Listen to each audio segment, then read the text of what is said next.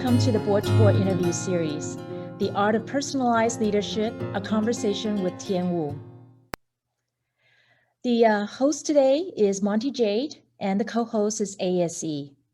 My name is Nana Tseng. I am a board member of Monte Jade West and also a sales VP at ASE. Joining me today is Dr. Tien Wu, CEO of ASE and USI. To ensure the quality and to avoid any possible loss in transmission across the Pacific, we have pre-recorded this interview. However, Tien is online dialed in right now from Taiwan and is looking forward to the live Q&A session at the end of this interview. I will also save the introduction of Tien when we start the interview. Just some housekeeping. So this event is recorded. Please feel free to use the Q&A function in Zoom to ask any questions you have for the speaker, who will respond at the end of the interview. The attendees can also vote up using the thumbs up button if you like any of the questions posed.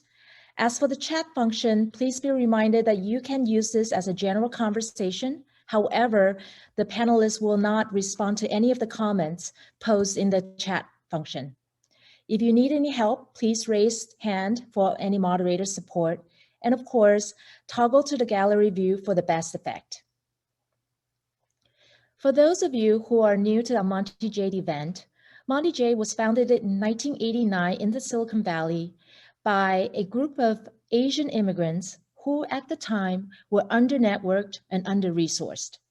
Through the community they built, billions of dollar enterprise value was created and hundreds of companies were formed. Today, we continue to strive to build this community through three major pillars. The first is the interview series, which aims to celebrate notable leaders in our community through their personal journey and the challenges they faced, such as an event today.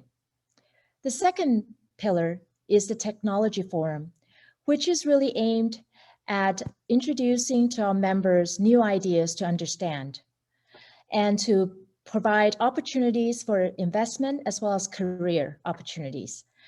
This is something that we have been offering, and as recent, we have offered such things as venture investment talks, AI, biosciences.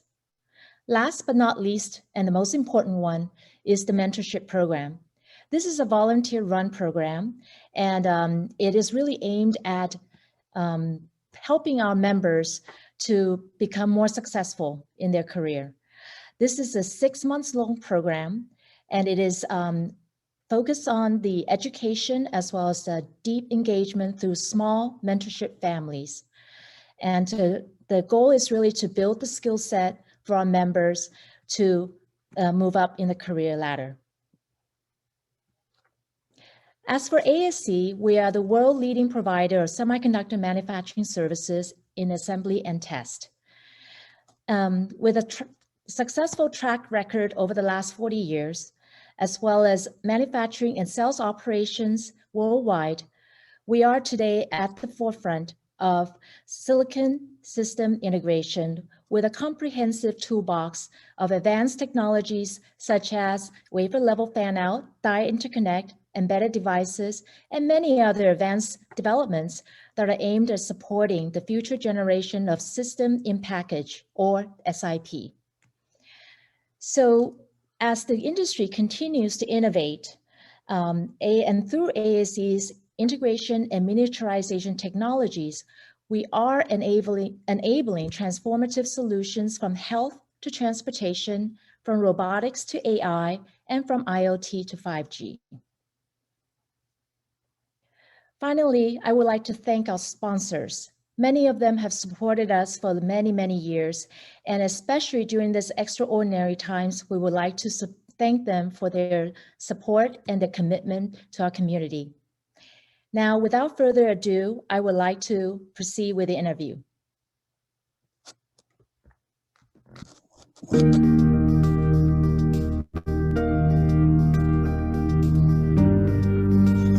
Hello, everyone. Thank you all for joining this special session. My name is Nana Tseng, and I'm VP of Sales for Advanced Semiconductor Engineering the world's leading global provider of semiconductor manufacturing services in assembly and test. It is my great pleasure to be joined today by Dr. Tien Wu, who will be speaking to us from Taiwan, the country of his birth. After graduating from the National Taiwan University, Tien completed his master's and PhD in the United States.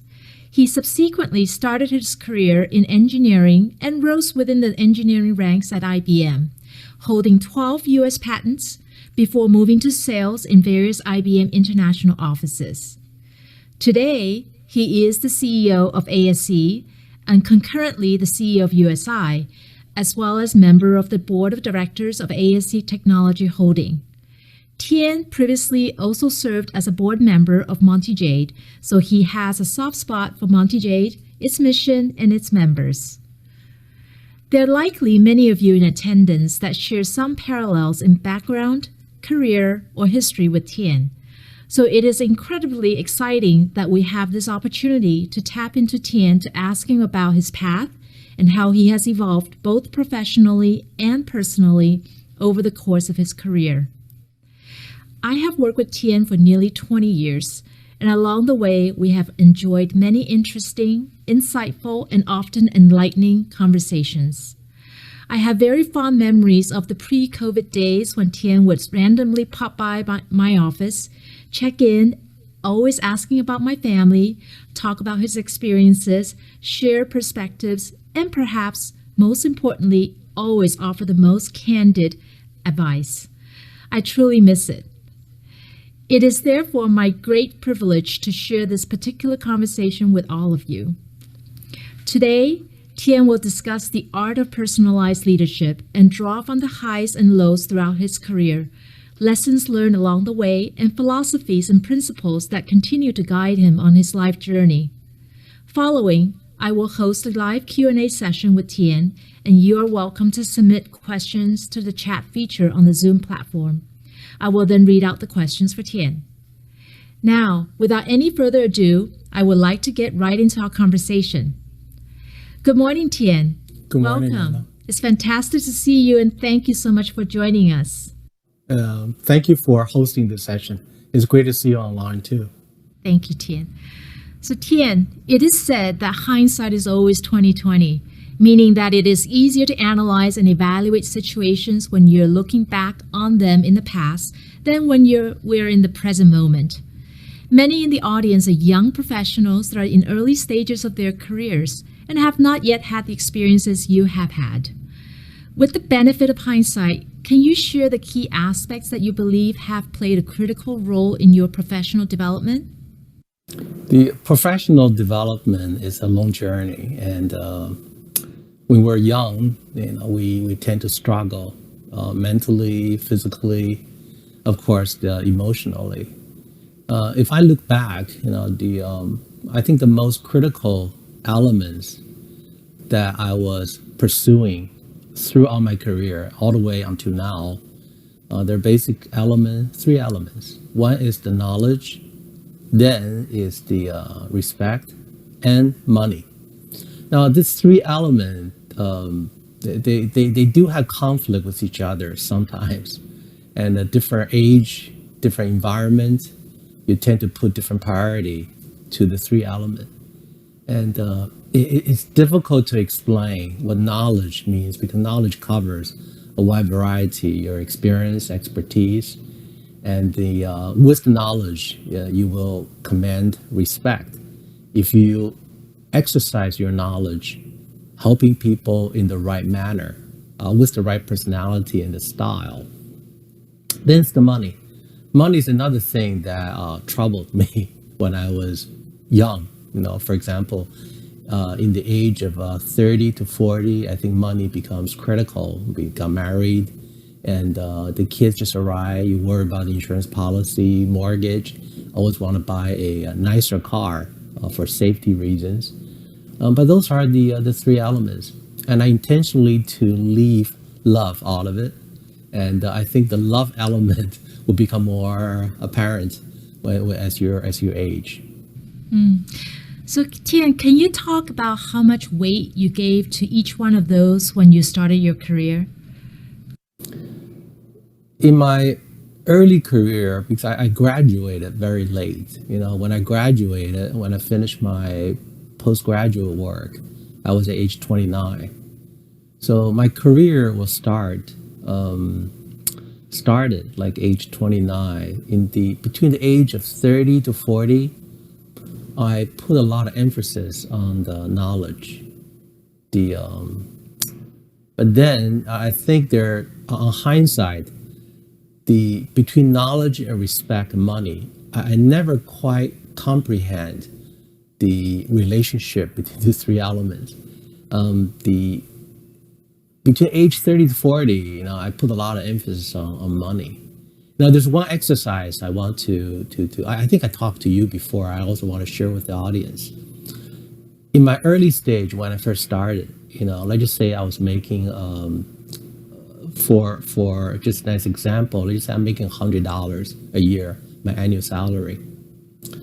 I created a spreadsheet at the time. It was a really interesting exercise. And I remember when I first started this job, I said, listen, I'll be working until I'm 65. So between age 30 to 65, 35 years, what is the total income I would like to generate in my 35 years of career? So I was addressing this issue like a graduate student or a college student. So I still putting down my salary for the first year, second year, and third year. And I was very faithful, trying to document all of my income, total income, investment income, bonus, everything that I have. And I just put it there. At the time, I randomly pick a number. If I make $100 in year one, at year 35, I would like to have 20 times of that amount. Now, by doing this, I calculate my total income for 35 years, and I was doing all of my retirement planning like I was solving a mathematical problem. On hindsight, I've been working for 32 years, so I'm very, very close to the year 35. And I realized there are many mistakes that I made in that analysis. I want to share this with you because I really would like the audience, just go back, create this spreadsheet, and then try to create your own baseline at age 30 or age 40, whatever age you are. 30 years later or 20 years later, looking back, and then you will really comprehend what I was talking about it. So first of all, the salary does not come in a linear fashion. And that was the first mistake that I did. In other words, in the early years, because I was trying to be very, very faithful tracking my game chart, if year 10, year 15, I'm not at the salary target or total compensation target, I get nervous. And I was thinking about, well, maybe I should change job. Maybe I should change company. But there's something wrong. And I should modify myself. In reality, talking to many people in my later part of my career, I finally realized the salary would come in a hockey stick manner. In other words, what is critical, if you really believe that you would like to generate total amount of compensation in your 35 years of career time, what is important is the last 5 to 10 years. Maybe the last 2 years of your career, not the first 10.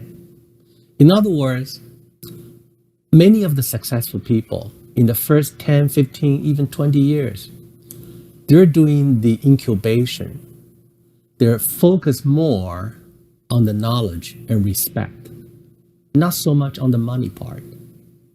And then I realized that if you have well prepared yourself in the early days of your career, that means not only you have a diversified knowledge, you also command a general or intrinsic respect from a very large audience.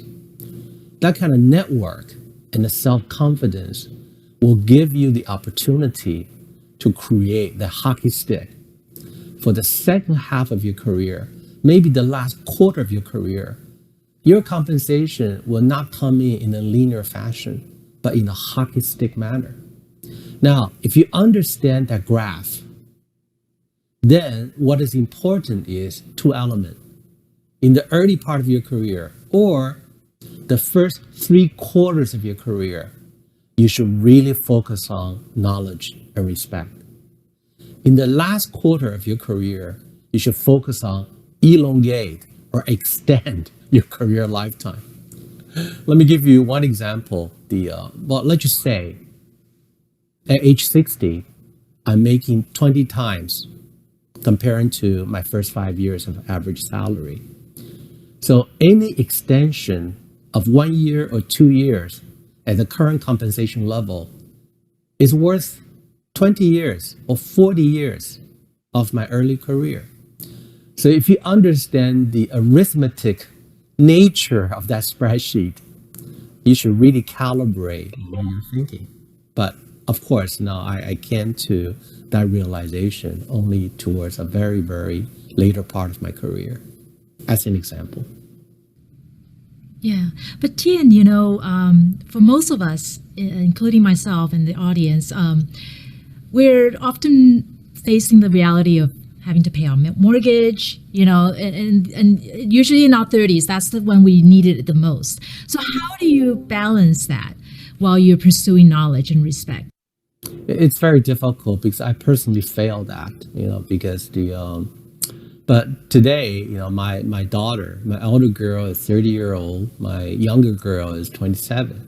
My conversation with them is always around the element of, you should have no fear. You should assume you will have a lot of money when you're 50 or 60. Make that assumption first. And then you're more free to do whatever your heart is telling you to do. Because one has to be motivated in what he or she is doing. And then you have to have this insatiable appetite for knowledge, for friendship. But at the same time, you should have a full confidence, sense of security, and no fear.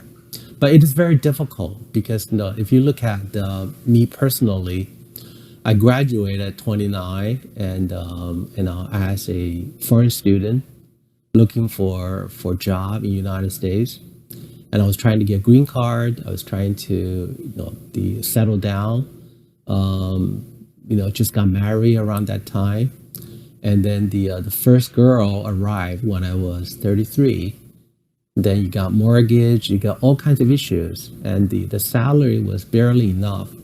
So I understand it's very difficult, which is why when you look at things on hindsight, it often does not reflect the reality at the time. I mean, that's another reason why I was hesitating a little bit when you asked me to do this session, because honestly, when I was young or 30, 40 years old, if you asked me to listen to any old man's advice, I would just ignore it, because whatever advice this guy has to say, it won't apply to me. And I just, I have this attitude about we have to control our own destiny. And at the time when I was 30, 40, I was very proud and have done very, very well from school all the way. So I thought about I can conquer the world. I think I probably talked to many of the aspirations of the audience.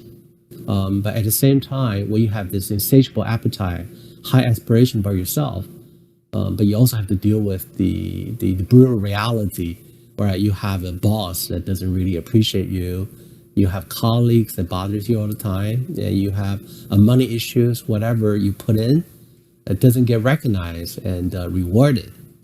That's why this emotional conflict between what is the right thing to do from an age standpoint versus what is the right thing to do from a total career lifetime totality perspective are often in conflict, which is why it's very, very difficult to give advice. But I think this session is very well structured. You're asking me to give you hindsight, not in terms of what I was thinking, because many of the rationale that I exercised and I used and I practiced were just merely wrong, right? So now we're talking about on hindsight, at age 62, after I've gone through all of this journey and looking back, I wish I could have done better. And what are the elements? I think that's what we're referring to. In terms of your question, How do the younger generation deal with that issue? I mean, I really don't have any good advice. I can only ask you to believe in yourself that you will do well. And but right now, the most important thing is try to gain as much knowledge as possible. As much means as diversified, useful knowledge, and then try to make as many friends as you can do. And by the way, there's one thing that I always regretted, because when I was at the age 30, I thought I was very knowledgeable, at least for some domain. I do have some domain knowledge, and my personality has always been, since I was a little kid, I always like to help people. I like to talk to people. But in the early days, when I present my knowledge and support, helping others, sometimes I have issues. Instead of getting appreciated and respected, sometimes I get people even more angry. And I couldn't understand why when I was really trying to help people. And I think that has a lot to do with when we're young, particularly in school, we're very proud of our own work, very proud of ourselves. And pride is a true element of motivation that pushes you to learn more and to excel, to do better than yourself. But the pride always get into the way. When you talk to people, when you try to help people, when you try to do anything with people, if they sense the pride elements there, sometimes they turn appreciation into resentment. It's a very intriguing portion of the human emotion. How does people work with each other? And that took me a long time to figure out. But at the later, when I become more mature, more secure, I finally realized, wow, the pride worked for me for a long time, helped me to get to where I am. But after a certain point, the domain of validity changed. In other words, what pride used to work and no longer works, it actually worked the opposite. And that's another element when we're going through age 30, 40, 50, and 60. You will often realize the domain of validity changed. Right. So what I'm trying to tell you is the finance has a domain of validity. At age 30, you might believe that this is really the true finance, and this is the discipline you need to practice. But that domain of validity might not work when you're 40, 50, or 60. So one has to really comprehend this, but it's very difficult. Right. So I actually don't know how to address this in a better manner. Yeah, no, I think it's actually, for me, what you're saying is the money there, you have a lifetime to make, right? But knowledge and respect, you kind of have to start incubating very early on in your career life, right? So, which will feed itself into money, right? So Tien, going back in time again, what were your motivations early in your career? I can only talk about this on hindsight, right? At the time, when I joined IBM, I changed 6 jobs, and it could be like many of you, even though I work for the same company, IBM was a large company, still a very large company. I was rotating jobs every 2 years, and I was changing geography. In other words, for U.S., different part of the U.S., East Coast, West Coast. I moved to England, I moved to Italy, and I moved to Singapore. I was rotating from the design, the assembly process development, which is really the job that I'm doing now. Then I rotated to England, working on manufacturing, Italy, manufacturing. Then I rotated to Singapore to do the marketing and sales. I mean, they're totally different. What was my motivation? Honestly, I didn't quite understand at the time.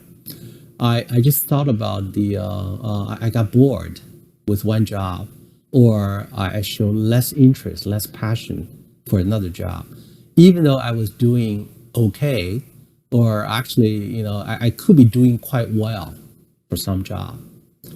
But then it didn't sense that passion, and so I was frustrated with myself, with the environment, and then but the company didn't want to let me leave. That's why I started doing the job rotation.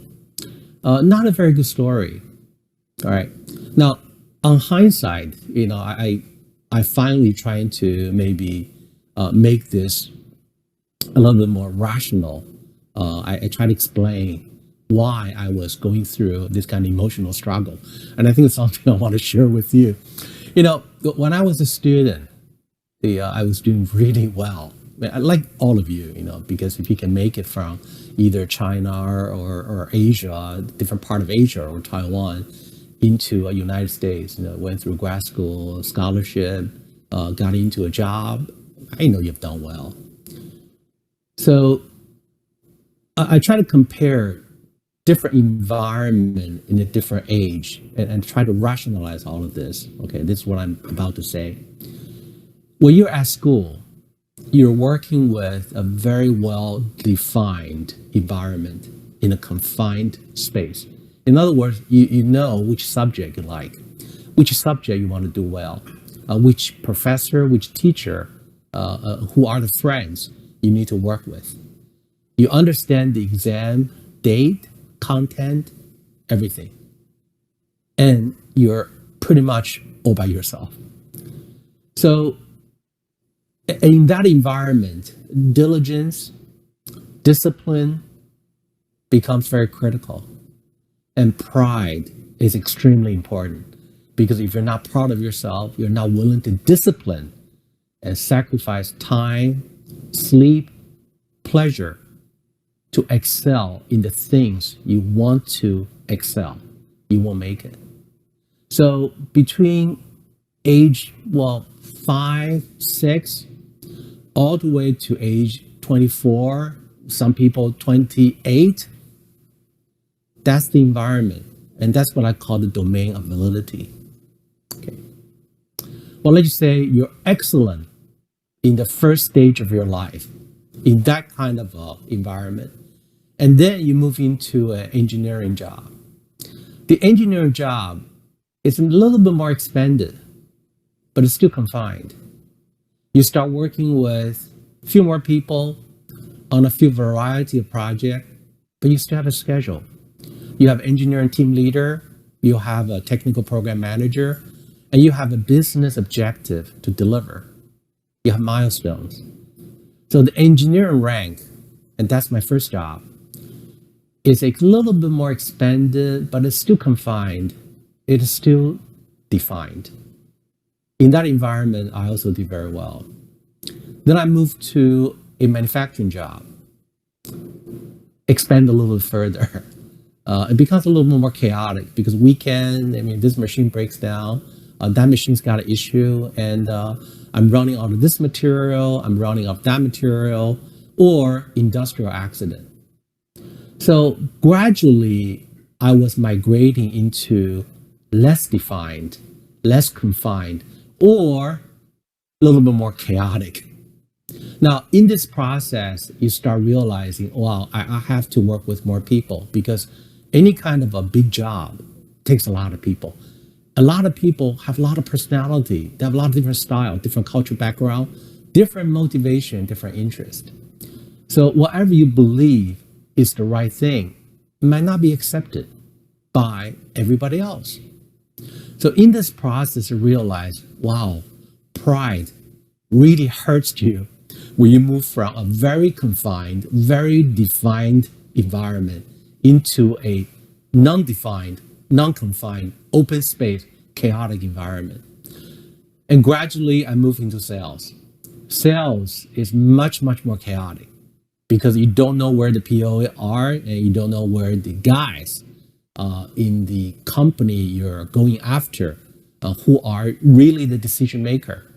Along the way, manufacturing, finance, everybody's got their personal agenda. Because the BU, how the company measures their performance. So as a salesperson, you start mingle with customers against your own P&L.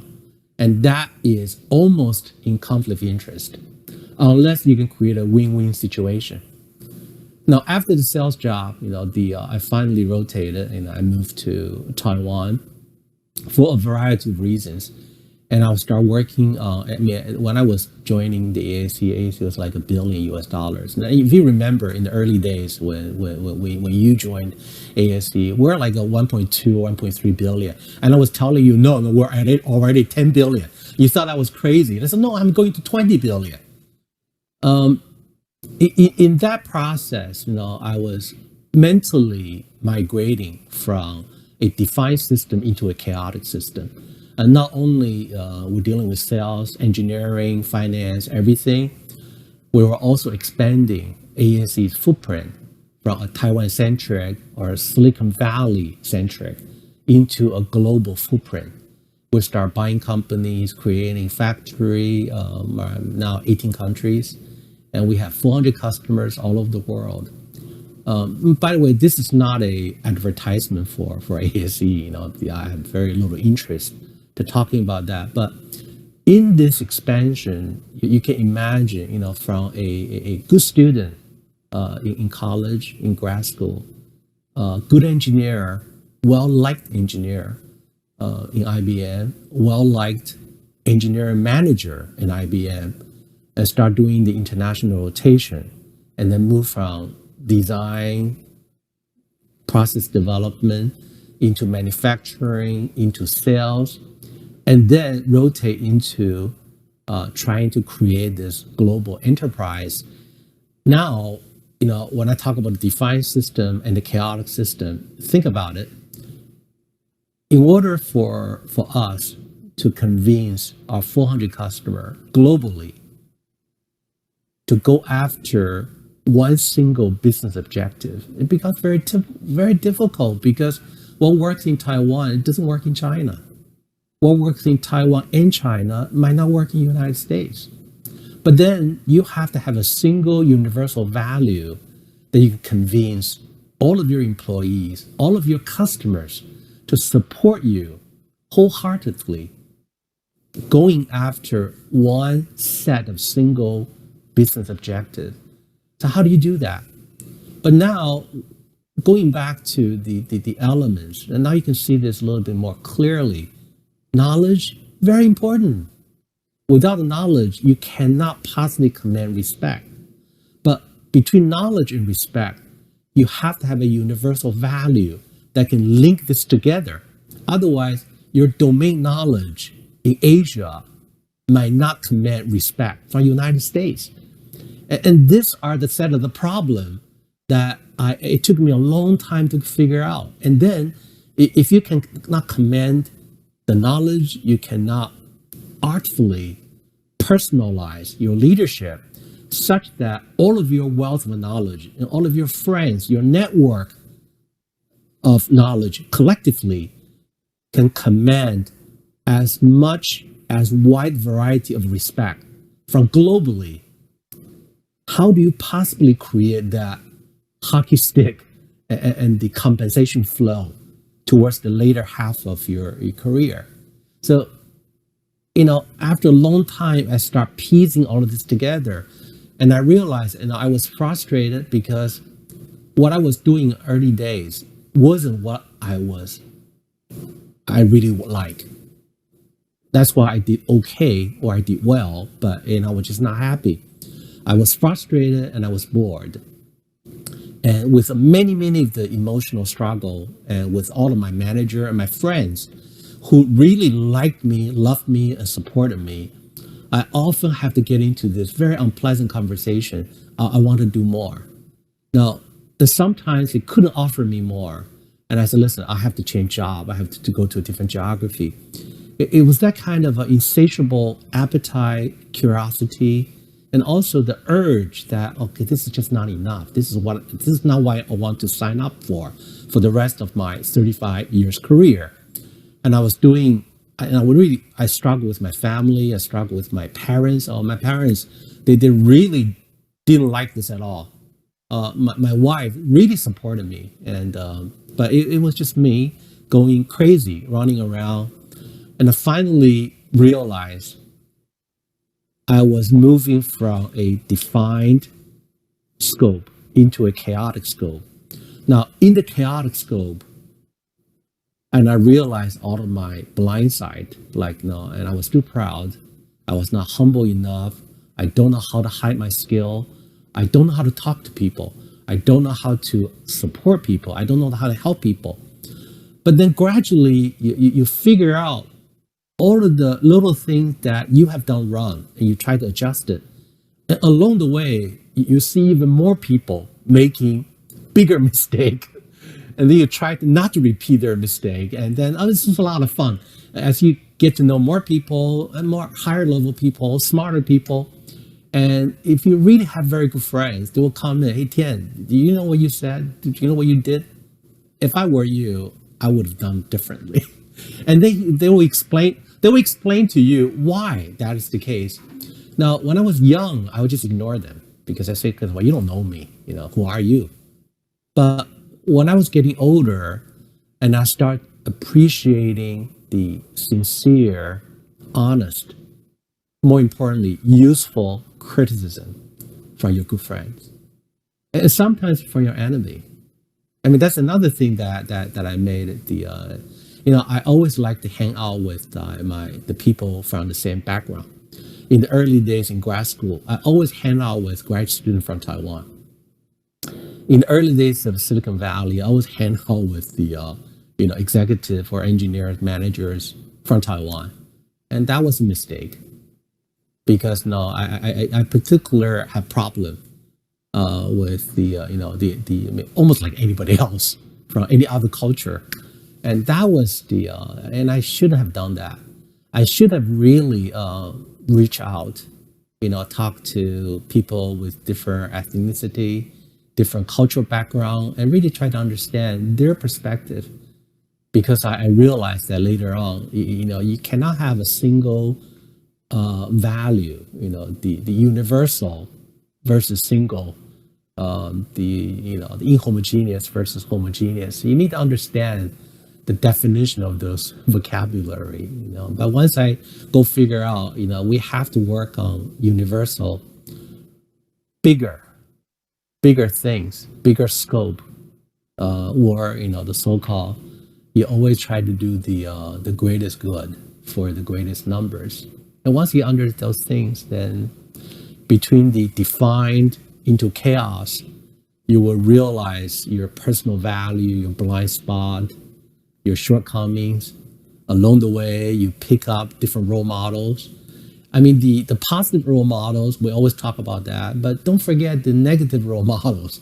And they're bad people, that you see, or you will never like him or not like her. You watch the movie, heroes, role models, the villains are role models too. And I've gone through, very exciting moment. I've gone through a lot of hardships, but all of this generate very precious life experience for you. But it's a long discussion, but something I really feel strong about it. Back So to you. Tien, did you have a mentor?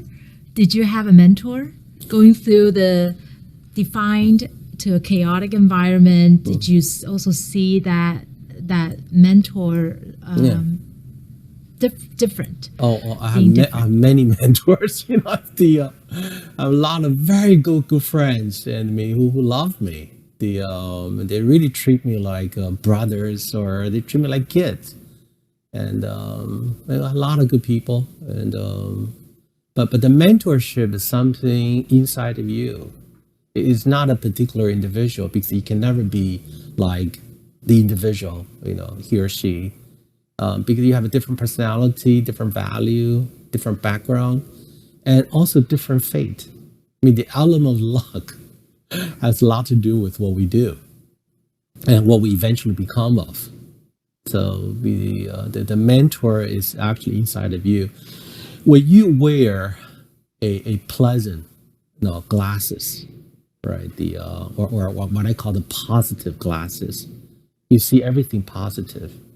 When you wear the negative pair of glasses, you see everything, with a negative, the value to it. So it's all about you. When you feel good, you watch sad movies. You learn something from it. And when you are sad, you're pessimistic, you can watch a comedy and you really hate yourself and you hate movies, all of the character in the movie. So I think mentorship is really about your inner self. Do you feel secure? Are you happy with yourself? I mean, are you getting the right knowledge? Are you commanding the right respect? I think that has a lot to do. I think the money is very important, when you're young, but when you're older, I just talk about my parents. My parents are both the military officers. The things they regretted the most is not having more kids. Because at the time, my parents thought that they can only afford 2. And they couldn't afford the number 3 and number 4. But, my dad is 93 now. My dad always talk about it. I mean, he really regret, because had he known how much money he has now, he would have a dozen. So, but this is the kind of thing, the domain of validity, keep that in mind. Sometimes you believe that this will be the reality. I think many of that belief when we were young turned out to be wrong. Yeah.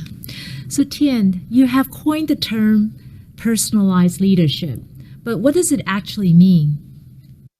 But what I was trying to say is there's no universal leadership. When I was young, I think around age 40, and that was around my midlife crisis time. After that, and I quit IBM. I joined the ASE. Right. I was reading a lot of the leadership books. I must have read at least 30, 40. I went to the bookstore at the time. The bookstore is still popular. And I was going through all of the leadership book one by one, and I would start looking all of the audio tapes about leadership, and many of which the tapes were religion oriented. I must have listened to 10 different speakers. It actually helped me. Right? It's very strange, because sometimes even when I talk about this to my younger girl, to my 2 daughters, and they didn't listen to me, right? But it actually worked for me, right?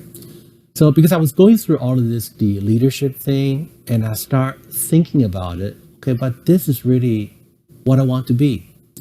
And I start model myself to the leadership doctrine that we're talking about it. Okay, now, on hindsight, why do I call personalized leadership? Okay, the leadership must be personalized, because every individual is different. You cannot pretend yourself to be a dictator. A dictator cannot pretend himself to be a nice guy. So whatever your personality, you should formulate your own personalized leadership based on who you are. All of the books, the tapes that talk about a basic template of what are the basic character you need to have to be a good leader. Integrity, willing to listen, willing to give credit with people, willing to share knowledge with people, willing to support people in the background. It's almost like a military, when you want to charge to the enemy, you should be the first one. By the time of retreating, you should be the last person. Right? And those are the values my parents taught me. But my parents were from the military background. They only tell me that, well, you need to be a good soldier. You need to be a good commanding officer. You should put your life trying to protect the people who work for you. And that's the value they inject into me. But once you get into the engineering world, manufacturing world, business world, global enterprise world, legal, battle, lawsuit, you really have to go figure out who you are. Preserve the intrinsic value that it cannot be changed. Because if you change those values, you're no longer you. But with that basic value and plug in the basic template, how to be a good leader, then everything else is all personalized. Now, the second part of the meaning of personalized leadership is to deal with people. If you cannot get personal to the people you're trying to lead, it won't work.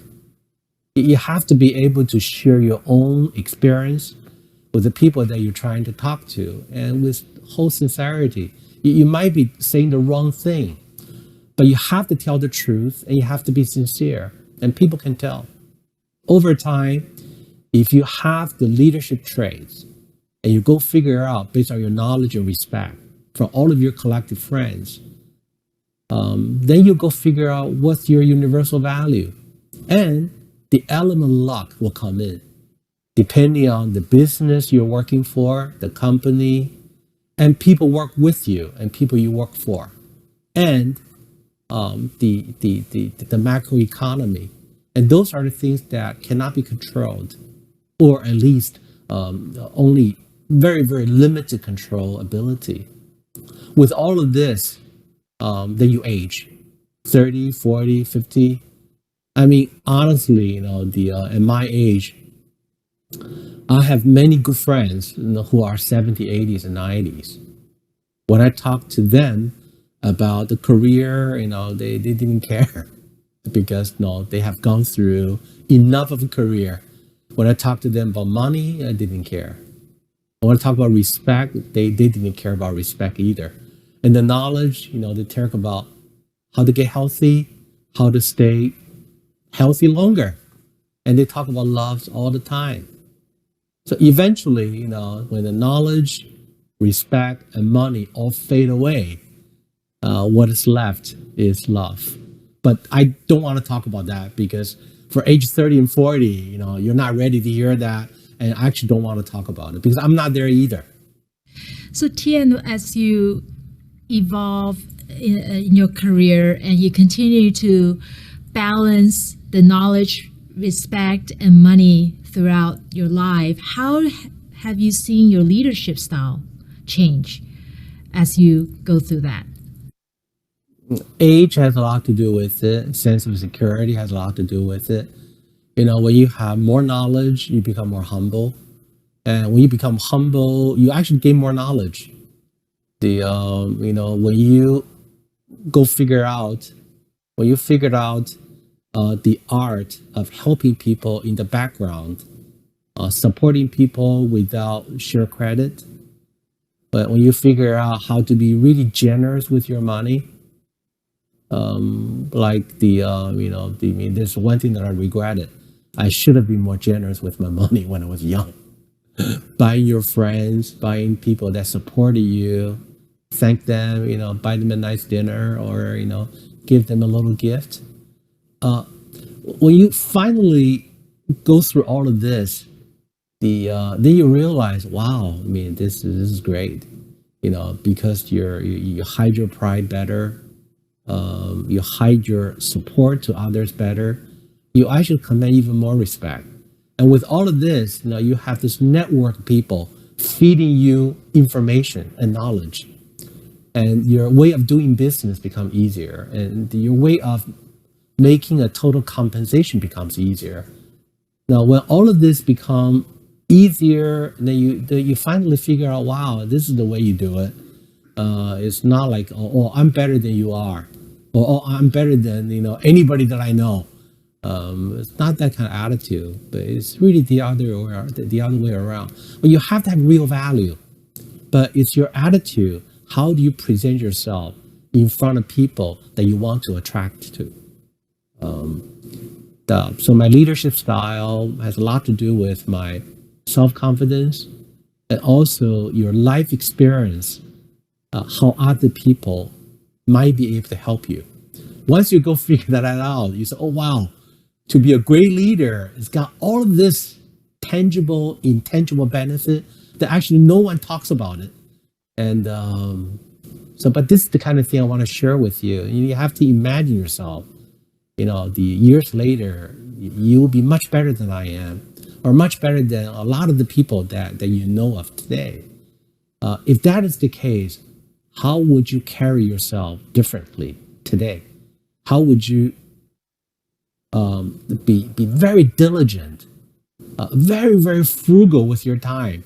And then you have to be generous with your pride and money. But you got to be so stingy of the time because you only have a fixed amount of time that you do not know how much. So every minute, like, we're spending an hour, and I mean, thank you for spending an hour listening to me. You just invest the most precious hour and hour and a half of your life into listening to this session. And for me, I have to, tell you everything that I really want to tell you within this an hour and a half to respect my time and to respect your time. So be very stingy with your time. Be very generous with your pride. Have a very large filter. Don't let the little negative comment, stick on you. No, it's just not worth it. You see the big horizon, the big picture, move on. But you will do well. That you have to believe that you will do well. And then you might do well. You might not do well. But if you never believe that you will do well, I think there's a very rare chance that you will do well.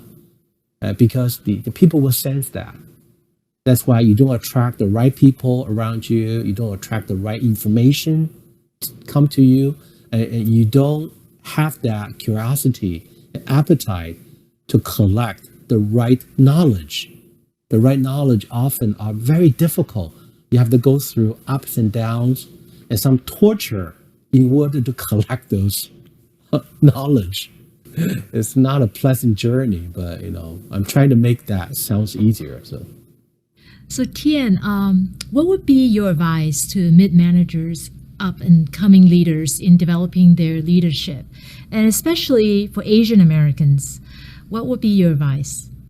My advice, at the entry level manager, you need to go figure out what that personalized leadership means.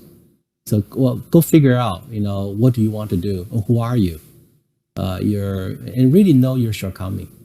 Know the bright spot and also the blind spot of you, and try to lead people by friendship. At the low to mid-level manager, you have to be very, very personal manager and well-liked. Because when you are well-liked, chances are you will learn your blind spot a little bit faster. Okay. Once you move to mid to senior level manager, you already had your chance. Now you have to learn how to see what are the greatest good for the greatest number in your line of work. Go figure out the universal value, as universal as it can be for your line of work. Now, once you go figure out that universal value that covers the greatest good for the greatest number, then you work on that and you go figure out who are the people, could be your enemy, could be your opponent, could be your competitor, rivalry. How can they support you to reach that universal value as early as you can? So typically when we look at a senior level manager, we ask, is this individual strategic? I think that's what it means. Can you really saying that, I'm willing to sacrifice my own business objective and motivation in exchange, the collective goods will be greater than my personal gain. I mean, if you can see this, it's very difficult because I always talk about it. Like when I talk to like Nana and everybody else, I always talk about, what ASE will do is we'll look at a global benefit first. Then we look at a semiconductor industry benefit. Then we look at a Taiwan benefit. Then we look at ASE benefit. Then we look at our individual benefit, and that's the ranking. If you're thinking it's the other way around, you're still at the low to mid-level managers. The higher you move up the more order priority needs to be rearranged. This is another great example of the domain of validity. What worked for you for certain scopes, certain jobs, certain age, will become detrimental to you as you move on. Which is why a lot of people, great students in school, could not transition to career. As a matter of fact, I think we always talk about this. The people who had done well in school often fail and work. That's exactly why. And then a great first line manager might not be a good second line manager. A great 5-6 line manager might not be a very good VP. A good VP might not be a good CEO. So how do we transition from a good student that we possess some nice things that work great? You gradually evolve into an engineer. You adjust. You go figure out what the domain of validities are that work great for you, but it's gone. And what do you need to evolve into in order to survive the next round of challenge? Then you elevate yourself into a director. Changed. VP changed. GM changed. CEO changed. So, looking back, I see this fantastic milestones that we have unknowingly gone through.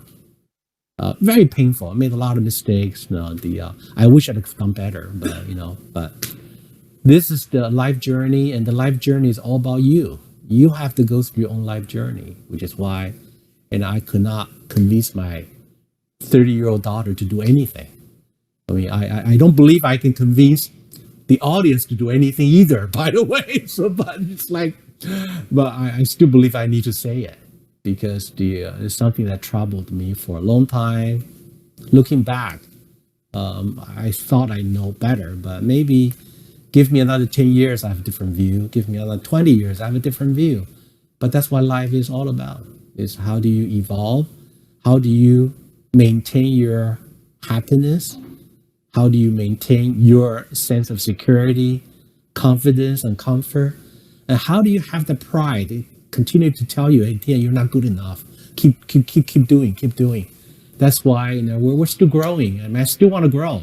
It's like it's all of this convoluted, seemingly conflicting with each other. All of this inner voice, inner thought. But that's why life is so interesting, so good, so precious. And that's why good friends can be mentors, can be mentees. That's why you need to have very loyal, truthful, insightful, knowledgeable friends. It doesn't hurt to have wealthy friends. It doesn't hurt to have wealthy and generous friends. So it's like, try to go find them. Go find them. Find more of them. So Tien, how about a quick advice for Asian American mid-managers? For Asian American, we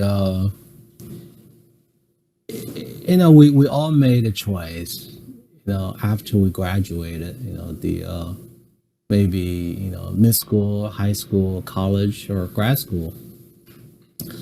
We made a decision that we want to leave our home country and go to the United States. For what? Well, it's insatiable appetite for curiosity, trying to test your own limit, trying to explore the difference between the defined and undefined. So if you really think about it, it falls into those categories, right? So the Asian Americans, in the United States, in England, in Europe, in Japan, Korea, same thing. I've gone through, Europe, Singapore. Each region, I've gone through different element of training. Some trainings are pleasant, some trainings were not so pleasant. Discrimination, yes. Cultural shock, yes. But every single experience will give you something new, opens up your mind, and you see a different dimension of things. And that's what we call the perspective. If you have a more global perspective, it helps you to reach that universal value in any environment faster than your competitor. So I believe Asian American, whichever company, whichever line of business you are in US, frustration is good, torture is good. People tend to learn better, faster, more internalized the experience under discomfort, under pressure. So consider, a brutal job, brutal environment to be a pressure cooker. Okay, if you have a very good job, you should evaluate. Are you happy? If you have a very bad job, you should ask yourself, are you gaining knowledge? So ask different questions, in a different environment. Long career goal, go to the template. Whichever age you are, the compensation.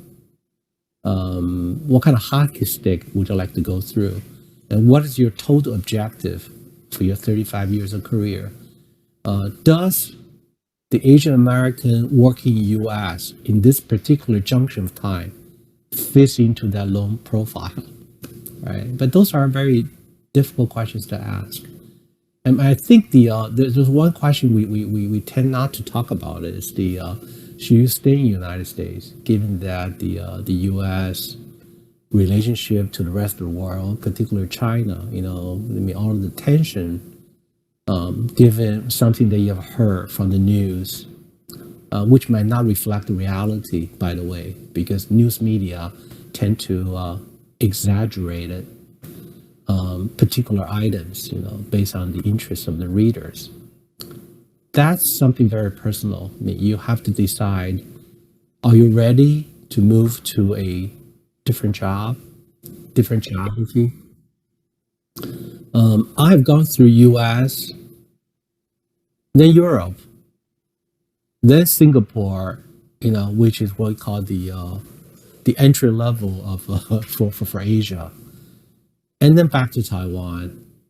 And when I finally arrived Taiwan, I started expanding my networking in China. So that worked great for myself.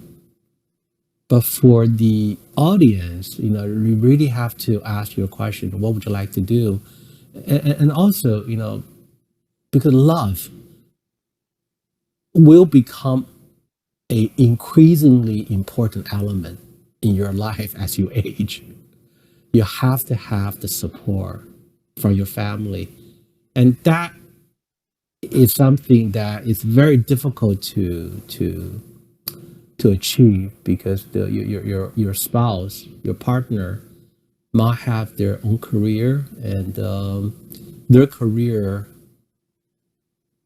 objective might not be in line with your career objective in this particular junction of time. Then you have kids, education. I did all of the rotation before my kids reached to elementary school. Then I rotate back to California. Then my family stays in California in year 2000, and I start traveling, and I moved to Taiwan in 2013 after they all gone through college. Those are difficult questions. I actually don't know how to advise. I have to go back to, how do you see yourself? What would you like to do? In terms of opportunity, for the ones that are prepared, I think the opportunities are there. I think the opportunities are in US, in Europe, Taiwan, China, for sure. I mean, we have many of the Chinese Americans who have done fantastic in Silicon Valley, in Austin. I mean, you can go search. I mean, those are the true leaders inspiring leaders. So I believe you can do well, but you must ask yourself, what is your personal situation, your family support, your readiness, and what excites you, right? There's one thing that I always tell my daughters, don't assume what you do well is your final calling. Don't make that assumption. The fact that you're doing well on this job doesn't mean that it's the best job you can do. So, Tien, going back to your journey, oftentimes people say career is like a roller coaster ride. Would you say yours is a roller coaster ride? And if so, what would be the high points? The high points are often a hindsight. I think one of the high points is when I first met you, ASE was like 1.2 billion. I told you that no, we're already at 10, and we're going to 20.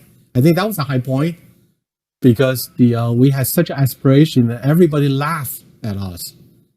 And I think ASE will be 20 billion this year. So after 20 years later, we were right. This is a high point. Another high point is a pleasant surprise. COVID-19 pandemic, when we saw the world is falling apart, our industry just shown the never be better. This is a high point. What a surprise. I was going through, okay, how do I preserve jobs? Now, how do we try to avoid all of the unpleasantries? But that's high point. Low point, there are many low points. When you were betrayed by friends, by partners, by the legal system, by the government, that's low points.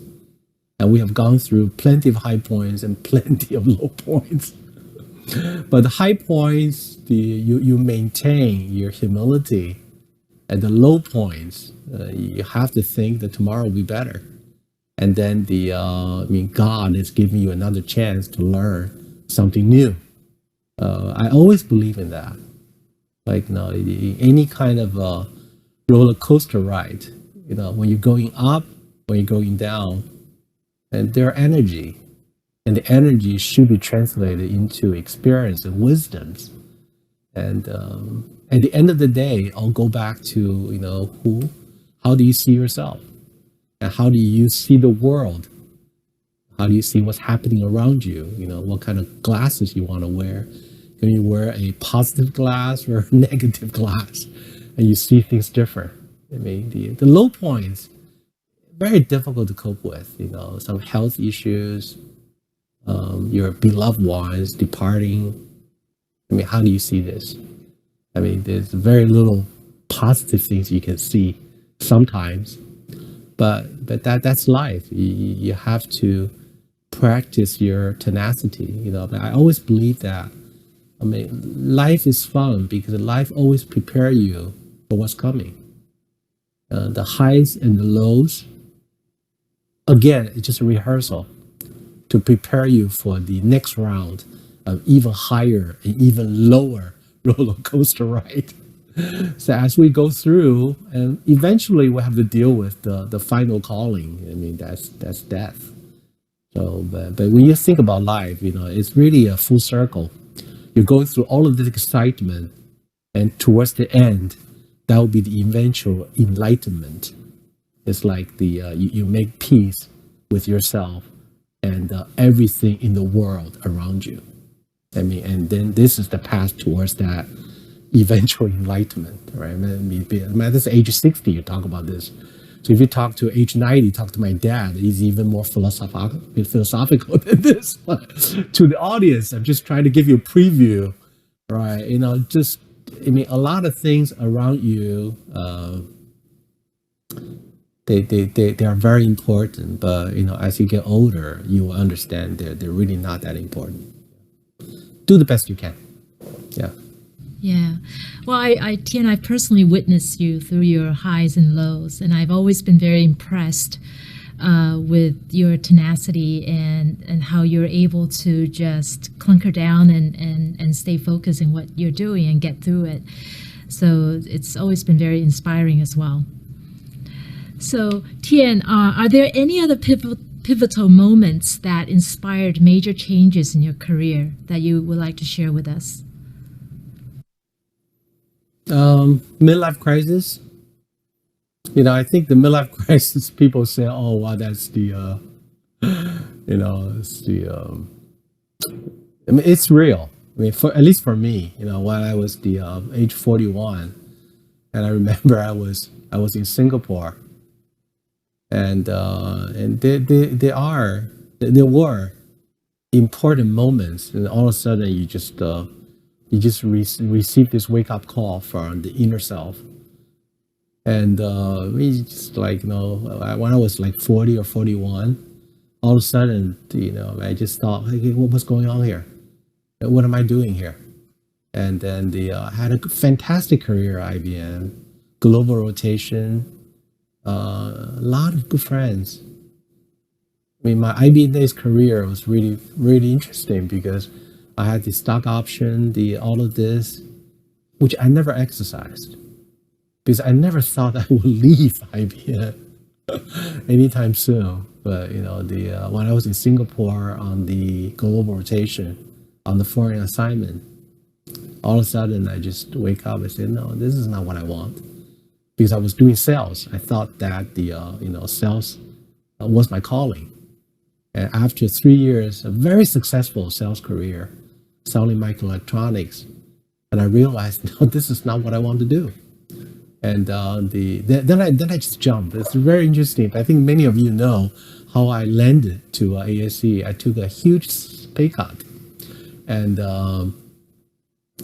moving from a very large company to a relatively smaller company, from a U.S.-based company to a Taiwan-based company. It was like a really crazy jump.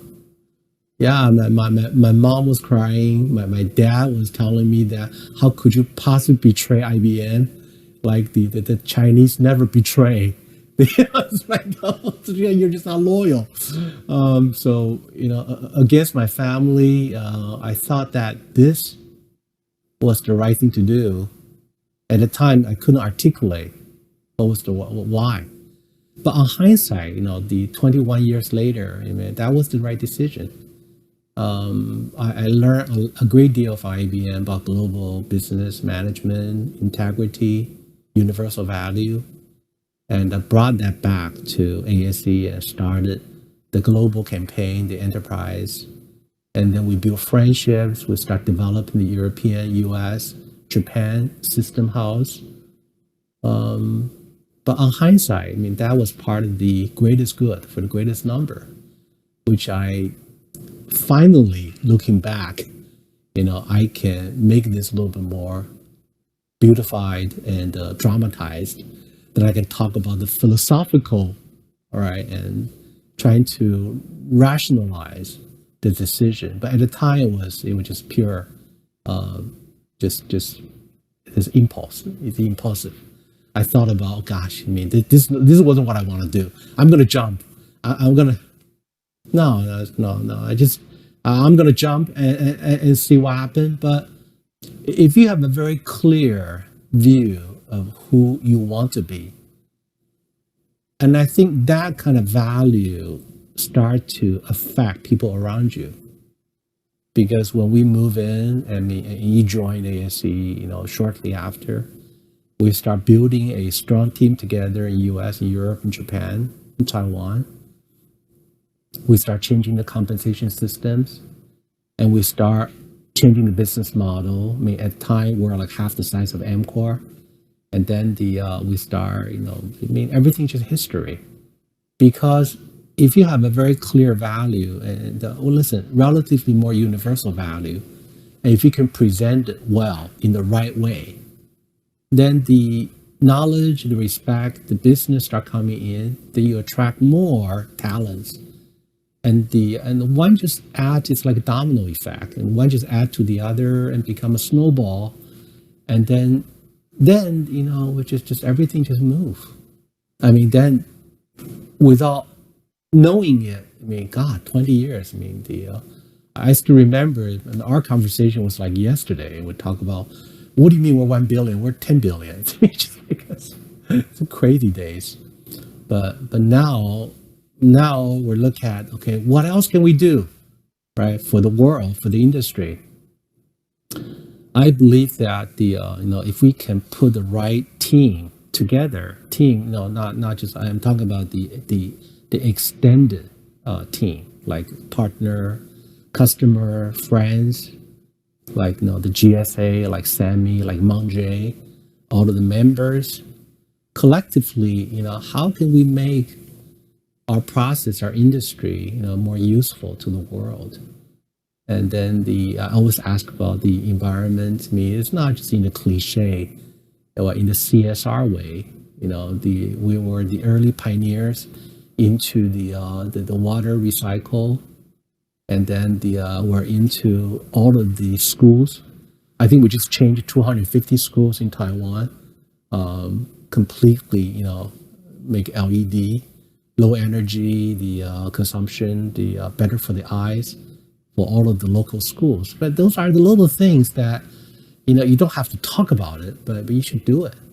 And then, which is why we set up another 30 years of CSR program, and that will go way, way, way beyond my retirement. But what I really wanted to do is, when I retire, I can just like take my little spreadsheet out, how many schools I've changed the LED, how many trees I planted. So at least you have a sense of what you have accomplished while you are, managing this particular job function on behalf of the world, or on behalf of the industry. But which is why, like, being a member of the Monte, or any association like GSA, like SAMI, they're critical, because you always need to let people hear your voice. But going back, if you have the right knowledge, the right authority, the right respect, your voice and your influence can be better received by the others. I mean, that's another motivation. If you really want to do great things and big things, you have to be able to influence a lot of people to work with you to achieve that business objective. Some people see, some people don't see it. So, but that's up to the individual and your own aspiration, as well as your health, your family support, and unfortunately or fortunately, some element of luck. Yeah. So Tien, you have provided me with mentorship and so much sound advice over the years. So there are many others that can benefit from your innate ability to counsel and share your wisdom. So you always have this talent, Tien, that you can string the right note with people. Were you always this guy? No, I was a terrible friend, when I was young. I was very proud. I mean, it's like, I always believed that, I'm better than anybody around me. I mean, it's very difficult, because when you tell people, oh, no, don't worry, it's very, very simple, let me do it for you. I mean, immediately people don't appreciate what you're trying to do. So I made a lot of mistakes when I was young, because because what worked for me greatly was I was always proud. And the teachers like proud student. I mean, if you do well, you're very competent, very confident about yourself, and the teachers love it, and parents love it. But as you move into a job environment, only 10% of people likes you, and once you move into managers, like 1% of people like you. So, but these are the things that you learn, and then you gradually says, oh wow, okay, you should never be afraid to expose yourself, because when you're very proud, you will hide your shortcomings. You always talk about the good news about you. You try to hide the bad news. And over time, you realize, well, bad news are good too. Because if people see the bad news, They see your dark side. They see your blind spot. They'll be more to help you. Actually, they're more willing to help you. Because very people wants to work with want to be friends with saint. I mean, we're human beings. We all have problems. We all have our issues, and so how do you command your self-confidence that you can put your pride in the background, and then really understand how to release your weakness into a friendship, into a trusted friendship, and then you can start talking to people about, okay, well, this is my view, because if people trust you, whatever you're trying to share with people echoes better. When people don't like you, don't respect you, or don't trust you, man, you can talk about the best wisdom in the world and they won't listen. They actually will take anything in a negative tone. So I think, yes, I become a better listener, I become a better mentor or a better friend, because, you try to polish all of the little corners, you try to fit in all of the empty holes and empty gaps in your personality, in your style of talking to people. Age 30, has been a problem for me, because I was just too proud. I was too proud with myself, and I was too stingy with my money, because I was really insecure about my financial situation, and I was very loose with my time. I wasted a lot of time doing something that's just totally useless. I mean, you can spend time gaining knowledge, respect, love, money, or you can spend time to gain happiness. But between 30 to 40, I could spend a lot of time getting none of the above, and I just wasted. And then I realized that that 1 hour at age 30 has exactly the same absolute value comparing to 1 hour of my time today. And I wish I could have used that hour better. I'm sure if I ever get to age 80 or 90, I will feel even more strongly. But that's what life is. We all have to go through our own 20, 30, and 40, and 50. But that's also because of the mistake that I made. It becomes the wisdom, becomes the knowledge deep in my heart, and I try not to repeat the same mistakes. Tien, with this continued period of lockdown, right, and no business travel in sight for probably the next couple of months at least, there's definitely been more time that you can spend at home and more time for introspection. So have you had a chance to really think about what's your next move, and perhaps more renewed focus on what's more important to you in the latter journey of your life? Okay, well, I talk about health is important, love is important, mm-hmm. And spending over 12 months or 14 months in Taiwan, I became to know mm-hmm. the government officials better. Also, the way that it really makes me think about is you look at the pandemic. Okay, in the pandemic, a few things are exposed. All right, first, the world is really connected. You cannot go alone. There's no single geography or a country can be segregated or separated from the rest of the world. Okay, so that's the first thing, and we all know that. So we have to learn how to work with each other. You don't have to love each other, but you got to go figure out how do you peacefully and then productively work together.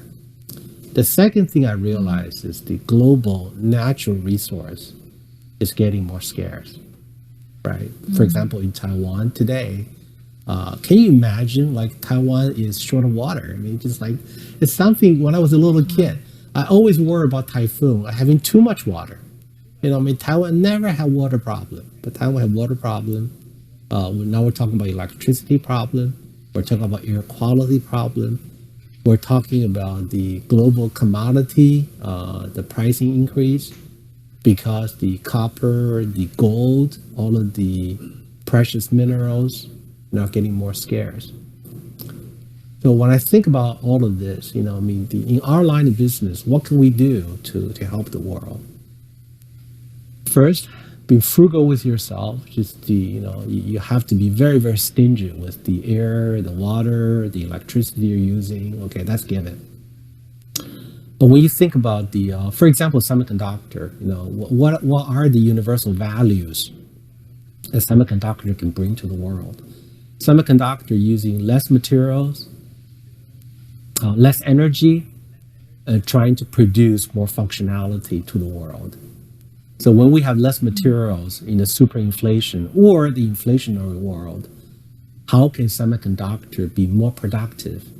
For example, you get 5G, you got IoT, you have autonomous driving, then you have the e-commerce and everything that we're used to. How can we make semiconductor even more pervasive to support the world to use less energy and less natural resources? But those are the things that we can do. I think, when ASE gets to 20 billion, and that was the milestone we set up in year 2000. I think either 2021 or 2022, we will achieve that. But then what's next? It's a good question. So I'm spending more time to think about it. Let's just say from 20 to 30 or 30 to 40, whatever that number is, what do we do? How can we make our universal value, which led us to this point? It worked well for us. But from now to the future, should we modify the universal value? I mean, has the domain of validity expired? Or does that need to be modified? But those are the things that we continue to struggle. All right? Thank you, Tien. Thank you. So Tien, thank you for the time, and it was a great pleasure spending this time with you. Thank you for the insights and perspectives that I'm sure will help many young professionals that are in the audience today. For me, the takeaway is really this personalized leadership with universal value, which includes knowledge, respect, money. And although you keep saying you don't want to talk about it, but you keep mentioning it, is love. And I think that's absolutely one of the most important things that lasts forever, right? The love and the memories of love. Yeah. So really appreciate that. So we will now begin the live Q&A session. Please proceed to submit your questions in the chat feature below. Thank you.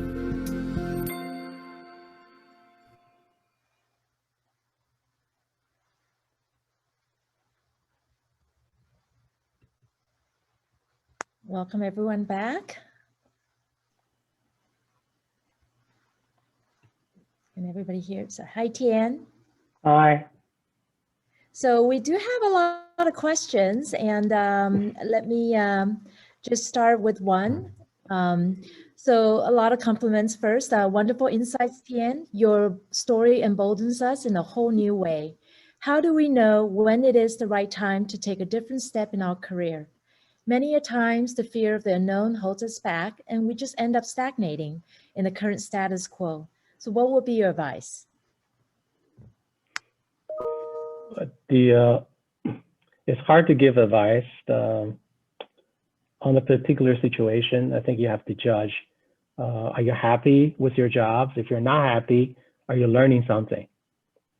I think at a younger age, knowledge gain is terribly critical. And I think whenever you want to judge whether you're happy or not, the first thing you should ask is, are you really gaining knowledge? And the knowledge covers a very, very wide variety. Domain knowledge, expertise, or some general knowledge, something which might be very, very useful. Cultural content, the additional information outside of your domain of expertise. don't focus so much on the management and the recognition. I think in the early days when I was very, very proud, whatever I do, I always assumed that people would notice and people acknowledge. And as I grew older, then you realize that our contribution tend to be a small fraction of the overall business. So as you see more, you understand why in the early days of my career, my management did not recognize and appreciate me as much as I would like to see. But those are hard advice to give it to. Yeah. So, and the follow-up question to that would be, can you specify knowledge a little further, such as industrial experience, theory, or people knowledge, network? So, can you elaborate a little bit more about what you mean by knowledge? When I talk about knowledge, I was trying to be general, but the specific things I was referring to is really the intelligence, your insight, your perspective. Because very often when we walk into a meeting, you listen to 3 or 4 very tedious presentation, and then people start asking questions. After a few questions, and there's some people start making very, very good comments.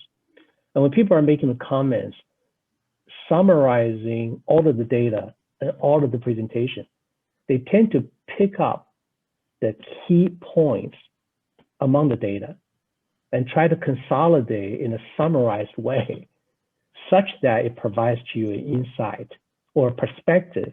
And then all of a sudden you say, oh, wow, that's what that 30 minutes was all about. See, it's the ability for you to see data, conversation, and comments with your own insightful perspective. Now, without the general knowledge and many of the conversation practice with people, you simply cannot achieve that. Now, a very painful way, but I think it's a necessary way to achieve this kind of perspective is you cannot be afraid of expressing yourself. You have to take a position, which is why in my early days, because I was very proud, and when I talk about proud, that means in a way it's arrogant, right? So without knowing much, I tend to make comments. And sometimes, it just is not very well received because you tend to make a partial comment based on your partial understanding about the partial problems. And that's very, very bad. But through those mistakes, people correct you. And you have to have the ability to do self-reflection. Whenever you made a fool of yourself, you try to learn something from it. Now, with all of this practice, eventually you will polish your skill with the right perspective. And when you listen to people's comment, a business proposal, you can very, very quickly digest it and develop your own perspective. And that becomes the baseline. Because you have to have a baseline in order to negotiate. You have to have a position. So when I talk about knowledge, that means whatever practice, information, data, conversation that you can have that will help you to derive your own insight and perspective. That's what I call the useful knowledge. And there's a lot of not so useful knowledge, but unfortunately, one cannot single out what is useful, what is not useful, which is why my general advice to people is, start from very young. You tend to read more, talk to people more, and be curious about many other things. Whenever you walk into a meeting, never waste your time. If you have to be in this meeting room for 30 minutes or an hour and a half, pay attention to what people are saying. Now, they could be a positive role model, can be a negative role model, but pay particular attention to the Q&A, the comments. And, if you find people that have very, very intriguing, useful, insightful information, wisdom, perspective, those are the friends that you need to be close to, right? So without better elaboration, that's probably the answer I can give it to you. That's very good. When you're young, you also change jobs. I advise young people to be careful when they move around so that they don't need to change jobs that often. What is your view? Well, honestly, I changed 2 jobs, right? I mean, the IBM job and the ASE jobs, right? What I was referring to is in IBM, I changed 6 jobs. In 12 years, it's like 2 years per job. I also gave advice to the younger people who don't change jobs, right? Now, let me try to elaborate a little bit more. At age 63, 62, looking back, when should you change job? When should you not change job? Okay. If you're not learning things and you're not happy about the job, you should change job. There's no time limit. If you're not learning and you're not happy. So either you're happy or you're learning. Okay. Our ability is you have to be able to tell what learning means. Some people treat you not a fair way, and you're under a lot of pressure, but you're gaining knowledge. You could be gaining knowledge about your personal shortcoming. For example, I was too proud. So people are grinding you. The polishing process can be very, very painful, but you are learning. When we advise younger people not to change job too often, particularly, you should never change job unless you finish 2 years. And that was the practice that I used for myself. Because sometimes, when you move into a new job, it does take a while for you to ramp up. The first 6 months, you're trying to figure out the personality and exactly which environment that you're growing to. So you should not change job where you are not at a state where you can judge, are you learning or are you being happy? So 2 years is normally the recommendation that I gave it to people, because the first 6 months, you're trying to orient yourself. Then you have 18 months of time. You can really learn like crazy. In 18 months of time, if you couldn't figure out why are you there, and then it's the time that you should change job. Now, every individual is different. Some people never change job and build a fantastic career. Some people change jobs. I'm right in between. I work for 2 companies, but I actually changed many, many jobs. Even in ASE, I also changed like 6 or 7 jobs. But I think moving from company to company versus the inside the company, changing job function, they're also slightly different. Okay. Great. As you move geographies, how do you maintain friendship? Well, honestly, you don't really need that many friends. Okay, the good friends will stay with you. It doesn't matter where you are. Okay, we have friends all over the world. Okay, so there are different category of friends. The first one is when you're really happy or sad about something, like a roller coaster, right? You're at a peak, you want to brag about it. You will only brag to a few friends. When you're at your low points, you only want to talk to a few people about the state of mind when you're really, really low. I always give a recommendation. You need to have 12 of them worldwide. Okay, you should go identify which 12 friends you want to keep for the longest time. In the second category, that they're friends that really trust you and they're loyal to you, and you share information. And these are the friends that goes beyond the cultural the barrier. Whenever I rotate to different geography, or when I visit a different country, different companies, I would like to build the network of friends who are either have authority, knowledge, information, respect, or they belong to an ecosystem that you would like to build your own sphere of influence into. Now, by doing this, you have to be quid pro quo. I mean, this is not a one way. In a true friendship, they're also quid pro quo, but in a different spectrum. Now, so you have a business network, and that can only be developed if you have a job function that needs to go overseas, or you have a job function that needs to mingle, interact with the people in a different geography. That really depends on your own individual situation. So if you travel, your sales function, if you're a finance function, your engineering function, my recommendation is the build business associate network as diversified, as broad as you can do. And you need to start that from early, because the people that you're developing relationship, a few percentage of them will rise up with you in the ecosystem, which that could be a great help for you, which is why, and I talk about Monte, Jade, I talk about GSA, I talk about Semi. Those are the platform where you can develop the business associates. Now, some of the business associates, due to cultural background, personality, family, and proximity reasons, they might become your, one of your 12 long-term friends that you call each other, whenever you are.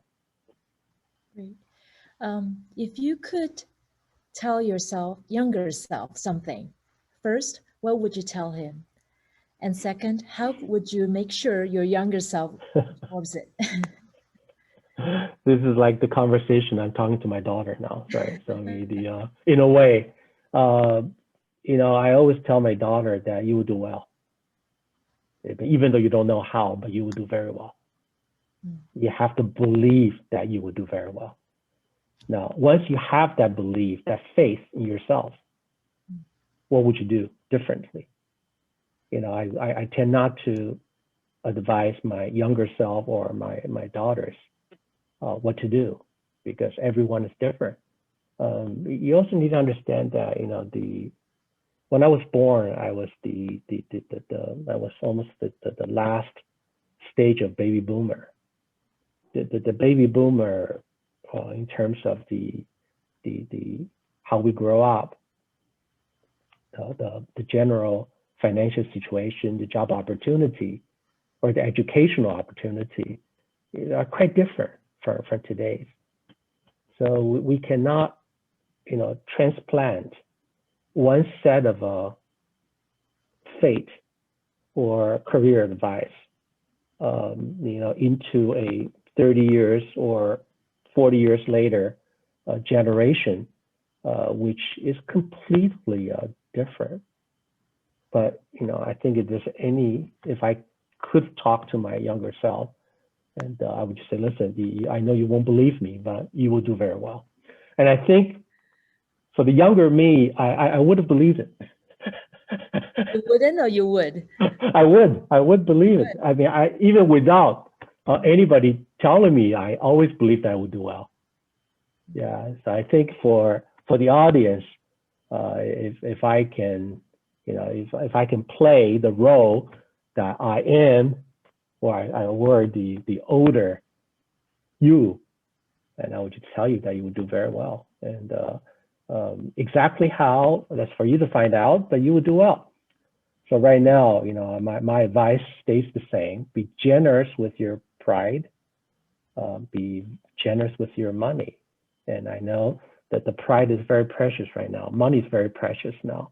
Whatever is precious to you, be very generous. And you have a lot of time. No, you should be very stingy with your time.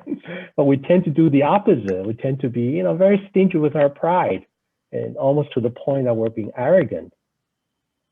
Then we're kind of stingy. We're not as generous as we could be. But then we're very, very loose on our time. Yeah, just do the opposite. So how often do you review your midterm goals? Once you achieve your goals, what do you do to challenge and motivate yourself? My goals are constantly being updated, which is why the ASE used to be 10 billion goal, you remember? And all of a sudden it's 20, and now it's a higher number.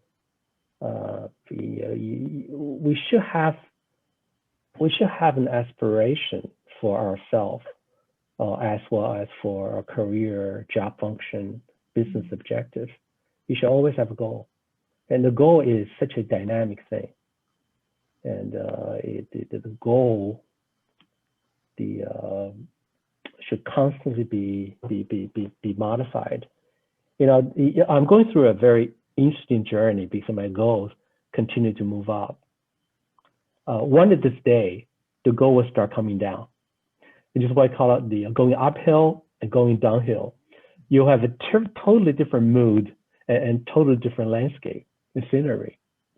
So we often talk about this, like, you know, when do you retire? I always talk about it. Oh gosh, you know, I hate this job. Oh, I hate this guy. I hate this industry. I should talk about retirement. You know, I'm not sure I talked to you about this, but you know, we have many colleagues. You know, they all have the same question. So you know, the one day I finally figure out how to convince myself, and I think I talked to many of you too. When you are frustrated by your job, you're thinking about quitting. You're thinking about retiring. That means that you're not ready to retire, right? So the fact that you're asking this question, that means you're not ready. Why?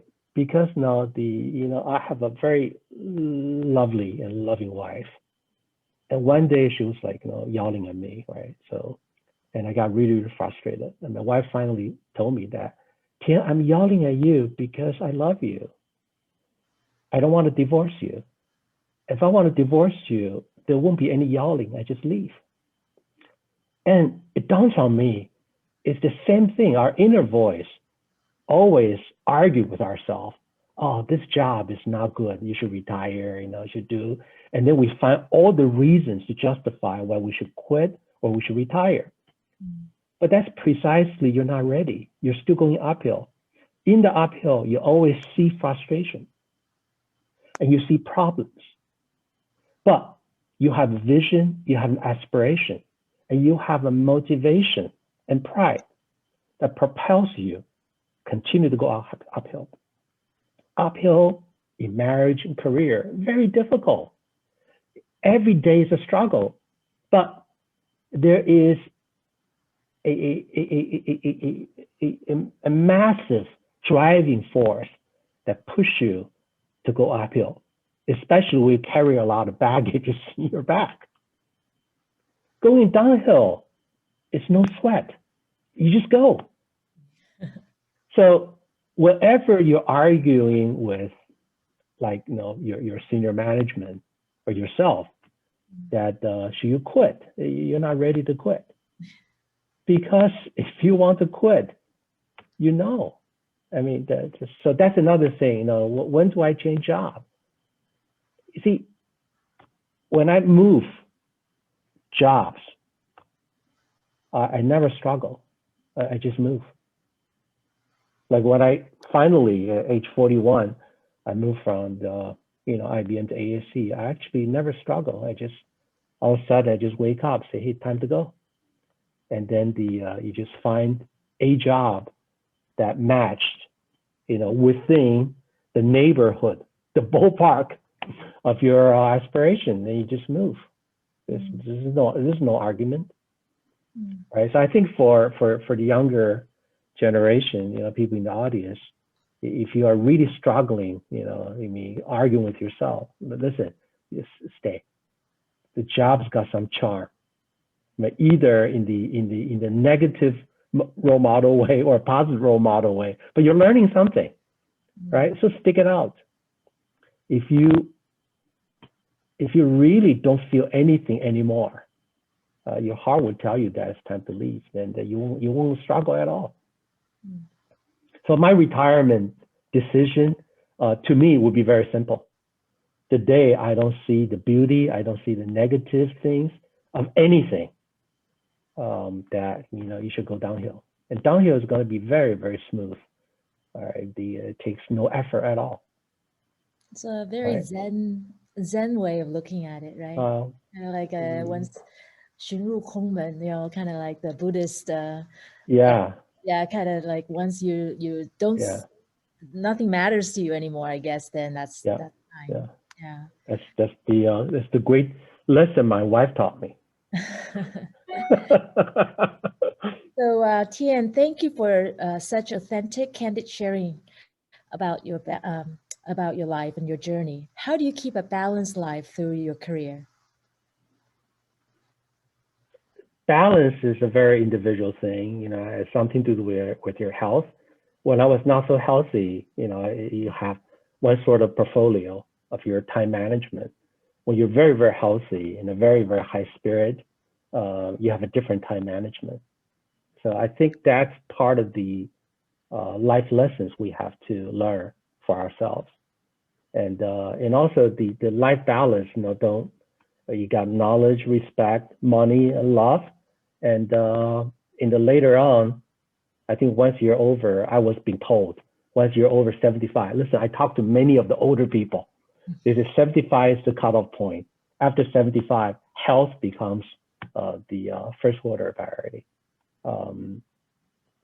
So how do you manage your own time and your energy, your thought? It really depends on your age and your personal situation. But my advice is you should go figure out what are important to you at any given time, of your personal situation and age, and try to manage that to fit into your current situation. And every individual, every day is different. Yeah. I don't have a better answer for you on that one. Okay. For the end, is there a plan for ASE to get involved in environmental projects? Well, Right? we're doing a lot of it. In the Dow Jones Sustainability Index. Now we have won 5 years of consecutive industry leadership award, and we're working on the number 6. And the water recycle, we had the largest and also the longest running. We're doing a lot of the environmental thing. Environmental, when we kick off this project back to 2011, and I wasn't really thinking about DJSI and all of the CSR. I was more thinking about how do we respect our own environment, and particularly in Kaohsiung, because the majority of the water are being consumed by agriculture, right, and also the fishing industry. And I have heard numbers like in Taiwan, like 90% of the water being consumed by agriculture. So at the time, I was thinking semiconductor is high productivity, high revenue, high income. We should not be competing water with the local agricultural. I mean, that was that very simple thinking. So we decided to create 40,000 tons of water recycling plant. And today, the majority of the water are being recycled. All right. So now the same thinking are being applied to electricity. So the green energy, we are working on that. Also the smart electricity grid, software and hardware, we're working on that. Then we're thinking about the air quality, the same thing. And then lately I have added another human capital. In other words, you use people and you use land, you use the air, you use water, you use electricity. How do you really maximize the efficiency of all of the natural resources you're using, you're taking from the environment and the society? And in return, do you give the clean air back? Do you give clean water back, clean land, and the human capital that you adopted or you borrowed? Do you make the brain capital sharper and more efficient? So those are the things that we're expanding. The environment I think we should interpret that in a much broader scope, including human capital and the others, which we have to go figure out. And one last question. Okay. This is actually from an industry veteran as well. So what is your view of the current semiconductor supply shortage and your outlook for second half of this year and next year? Okay. Well, actually, I don't know, right? Because nobody knows, right? I'm going to talk about in the general sense. The industry is about the semiconductor industry is built on two things, right? Innovation. Everybody knows the R&D, CapEx, design, manufacturing, everything. Okay, so innovation. There's a lot of innovation around. As a matter of fact, we're seeing more innovation than we have ever seen. Okay, so you have one driving force, very, very strong there. The second one is about the scale and the pricing, right? Economy scales and pricing. So shortage means that the demand is oversupply, right, today. But you also know that the foundry guys are building, and we're building, and everybody else is building, right? It might take 6 months, which I think would take longer. I think it would take about 1.5 to 2 years before the new supply will come up. When the new supply come up, then the question is, do we maintain the supply-demand balance? If not, the price will collapse, right? So that's what you're referring to. So to answer this veteran's question, I don't know who asked that question, but I think the business will be good this year. And I think the business will be good next year too, right? So for the next 18 months, will be good. Now, once the new supplies emerge, can the innovation that we are seeing today create additional demand, the balance, the incremental supply? That I don't know. However, working for the industry for 30 years, it doesn't really matter, because if we're oversupplied, the price will collapse. That will create even bigger scaled economy, or it will create even more demand because the pricing is down. So we will go through the general things, like every 3 years, we do this roller coaster ride. So that to me, but honestly, everything is cyclical.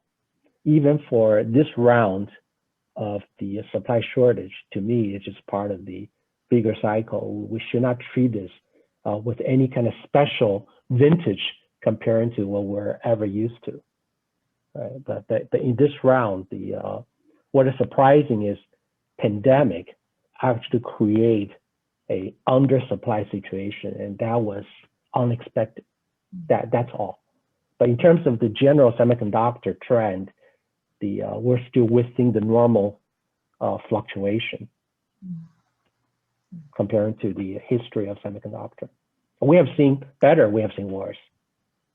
Right. So. Well, thank you everyone for your questions. And this wraps up our Q&A session. And I'd like to turn to David. Tien, thank you so much again for your generosity and time and coming out and supporting Monte Jade. Nana, thank you so much for hosting and conducting a great interview. And I'm really looking forward to hopefully after COVID seeing you guys in person. I'm going to wrap up a little bit with some logistics. On June 18th, we're going to have a board-to-board interview with Hubert Jolet, the ex-chairman and CEO of Best Buy. He's recognized as one of the top 100 CEOs by HBR. And we're really glad to be hosting him on the 18th of June. Our interviewer will be Peter Shea. He is our chairman of our board here at Monte Jade, and I'm really excited to have this event. I also want to make sure we plug our mentorship program that Nana talked about a bit before. We have a great event coming up for our alumni. It's actually a women's leadership panel. So this is actually only for our women colleagues here. No men allowed in this event.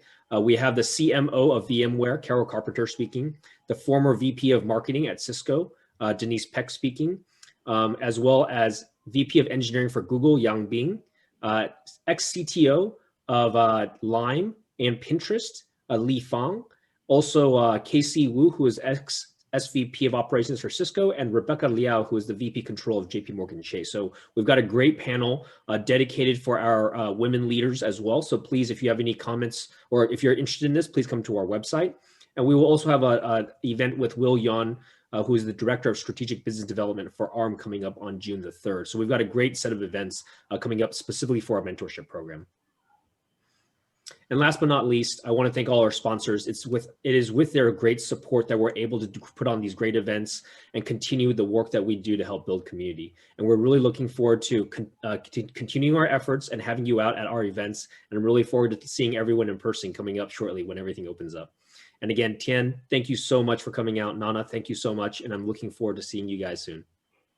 Thank you, Davey. Thank you, Nana. See you guys. Thank you. Have a great weekend, everyone. Okay. Thank you. Everyone. Bye-bye. Okay. Bye. Bye-bye.